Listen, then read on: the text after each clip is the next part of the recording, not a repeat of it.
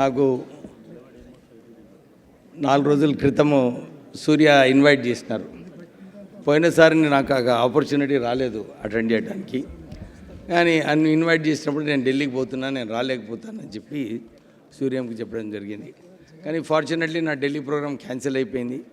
బెంగళూరు పోయి స్ట్రేట్ బెంగళూరు నుంచి ఈ ప్రోగ్రాం ఉందని రావడం జరిగింది. గద్దర్ గారు మా నాన్నగారు చాలా చాలా ప్రేమించేవారు. మా నాన్నగారు గద్దర్ గారిని అందరికీ తెలుసు. గద్దర్ గారి పోరాటం ఏదైతే ఉందో, వారు జననాట్య మండలి పెట్టి పాటలతో పాటు ప్రజల సమస్యలన్నీ కూడా వారు పాట రూపంలో చాలా ఉద్యమాలు చేశారు. ఉద్యమాలలో చాలా నష్టపోయారు.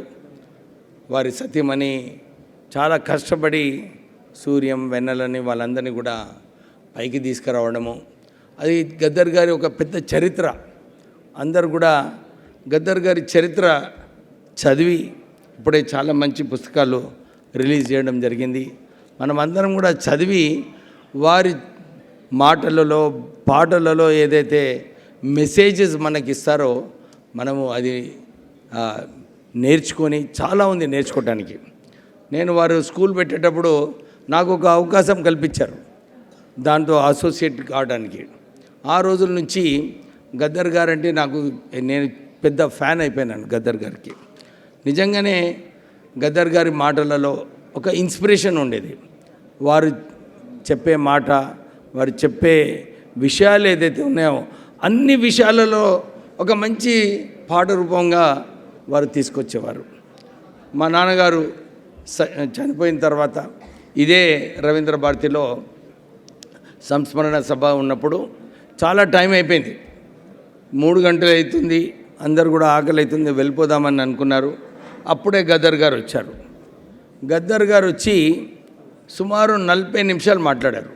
ఆ 40 నిమిషాలలో ఆ క్రౌడ్ ఎంత ఆకలి ఉన్నప్పటికీ కూడా పిన్ డ్రాప్ సైలెన్స్తో వారు గద్దర్ గారి మాట ఏదైతే ఉందో, మెసేజ్ ఏదైతే ఇచ్చారో, బలహీన వర్గాలకు ఎట్లా ప్రొటెక్ట్ చేయాలి, ఎట్లా ఆదుకోవాలి అంటే వారి స్పీచే ఒక పెద్ద ఇన్స్పైరింగ్ స్పీచ్తో వారు అందరినీ ఆకట్టుకొని ఒక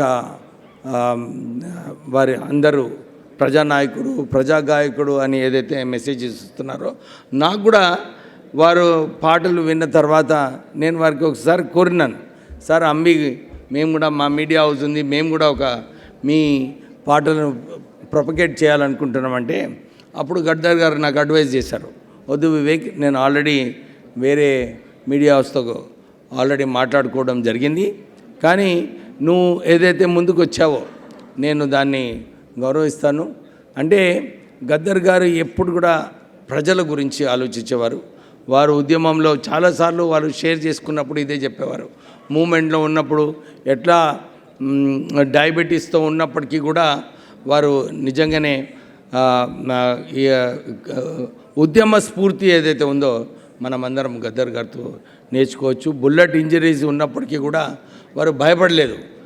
ఎప్పుడు కూడా ఫ్యామిలీ గురించి ఎప్పుడు ఆలోచించేవారు కాదు, ప్రజల గురించి ఆలోచించి, సమస్యల గురించి ఆలోచించి కొట్టాడేవారు. నిజంగానే వారు ఒక గొప్ప వ్యక్తి. ఆ గద్దర్ ఫౌండేషన్కి శాంతా సిన్హా గారు చైర్మన్గా ఉన్నారు. నిజంగానే శాంతా సిన్హా గారు ఒక అప్రాప్రియేట్ పర్సన్ అన్నమాట చైర్మన్ కావడానికి. వారు కూడా చాలా ఉద్యమాలు చేశారు. రంగారెడ్డి జిల్లాలో చైల్డ్ లేబర్ లేకుండా చేసిన వ్యక్తి శాంతా సిన్హా గారు.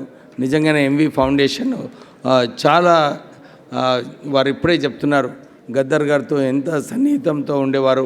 వారు ఎక్స్చేంజ్ ఆఫ్ వ్యూస్ వారిద్దరి మధ్యలో ఉండి ఎట్లా ప్రజలకు ఏదో బీదతనము ఏదైతే సప్రెస్డ్ క్లాసెస్కి ఎట్లా ఆదుకోవాలని చెప్పి వారు నిజంగానే చర్చ, రియలీ ఐడియల్ పర్సన్.